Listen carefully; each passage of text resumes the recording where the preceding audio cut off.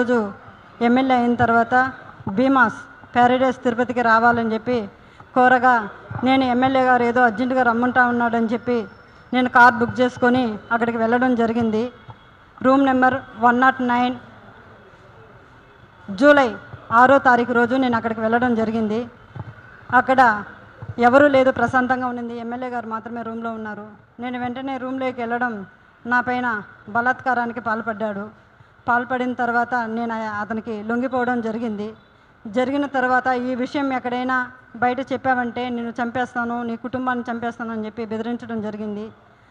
అందువల్ల నేను ఎవరికి చెప్పుకోకుండా నేను సైలెంట్గా ఉండిపోయాను. మళ్ళీ ఇంకొకసారి ఫోన్ చేసి నువ్వు కానీ రాలేదంటే నేను మళ్ళీ నీ కుటుంబాన్ని, నీ భర్తని చంపేస్తానని చెప్పి నన్ను బెదిరించడం జరిగింది. బెదిరించడం ద్వారా నేను మళ్ళీ అక్కడికి భీమాస్ ప్యారడైస్కి వెళ్ళడం జరిగింది.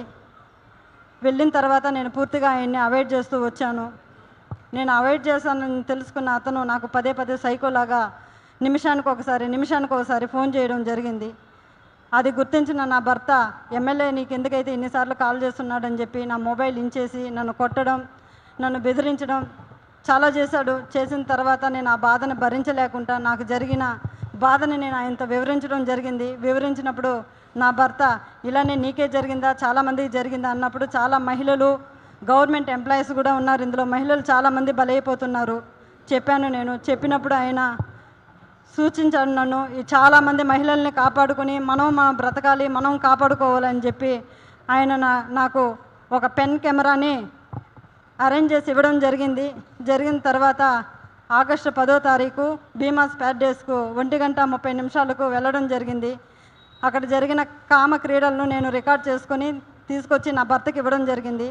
అటు తర్వాత నేను మంగళగిరి పార్టీ ఆఫీస్ గారికి, పెద్దబాబు గారికి, చిన్నబాబు గారికి ఇద్దరికి నేను తెలియజేయడం జరిగింది. వాళ్ళ ద్వారా మాకు పిలుపు వస్తుందని ఇన్ని రోజులు వెయిట్ చేశాము. తర్వాత ఈ విషయం ఆయన తెలుసుకొని నన్ను బ్లాక్మెయిల్కి గురి చేయడము, మా ఇంటి చుట్టూ 4-5 మందిని పంపించి నన్ను వెతకడం చేస్తున్నాడు. నాకు ప్రాణహాని ఉంది, ప్రాణ భయంతో నేను ఇక్కడికి రావడం జరిగింది. అంతేకాకుండా ఇలాంటి చీడ పురుగులు తెలుగుదేశం పార్టీలో ఉన్న రోజులు తెలుగుదేశం పార్టీకి మంచి పేరు రాదని చెప్పి బాబుగారికి తెలియజేస్తున్నాను. అయ్యా బాబుగారు, నేనేదో తెలుగుదేశం పార్టీని కించపరచాలని చెప్పి నేను ఇక్కడికి రాలేదు. అతని వల్ల నాకు ప్రాణహాని ఉంది, నన్ను నేను కాపాడుకోవాలని చెప్పి నేను ఇక్కడికి రావడం జరిగింది. ఇతన్ని కానీ మీరు వెంటనే సస్పెండ్ కానీ చేయలేదంటే నాలాంటి అమ్మాయిలు చాలామంది మహిళలు శీలాన్ని కోల్పోయి బయట రాలేకుండా కుంగిపోతూ ఉన్నారు. మీరు అది గుర్తించి అతన్ని వెంటనే సస్పెండ్ చేయాలని నేను మీకు కోరుకుంటున్నాను.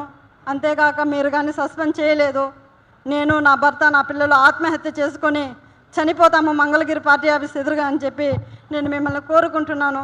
శరణు మహాప్రభు చంద్రబాబు నాయుడు గారు, మాకు మీరే దిక్కు శరణు బాబు అని కోరుకుంటున్నాను.